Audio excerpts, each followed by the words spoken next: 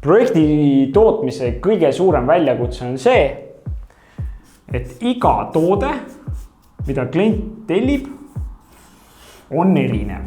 Ehk siis see tähendab seda, et ei ole korratavat sellist struktuuri, mida saaks iga kord kasutada tootmises.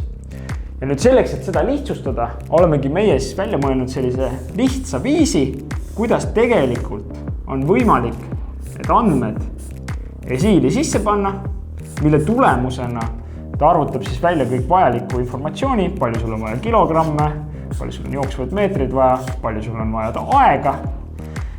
Ja selle järgi prindib välja kõik vajalikud dokumendid tootmisele, mille tulemusena tegelikult on võimalik kõige lihtsama esimese sammuna tegelikult tootmine digitaliseerida. Ehk algandmed sisse, töökäsud välja ja on võimalikult kiiresti informatsioon töötajatele, kes seda tööd päriselt peavad tegema, edasi antud. Kõige lihtsam samm.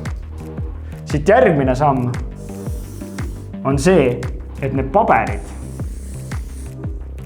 asendatakse raporteerimisseadmega ja siis ei teki enam neid pabereid, vaid tegelikult tekivad siia töökäsud.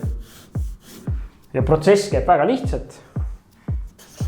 Tuleb inimene siia, paneb kiibi vastu, selle tulemusena valitakse ära isik, masin ja ta näeb, mis tööd ta peab tegema. Ja saab öelda alusta ja saab öelda lõpeta. Ja selle tulemusena on ka töökäskude süsteem digitaliseeritud. Ja see annab tegelikult nüüd järgmise sammu, mis annab tootmisülevaate.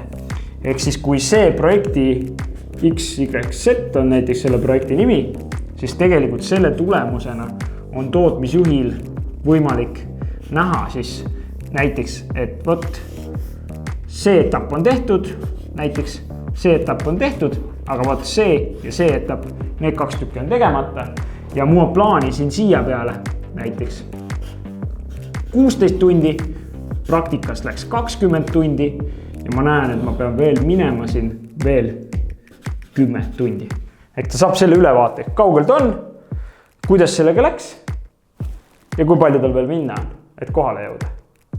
Ja see on 3. tase.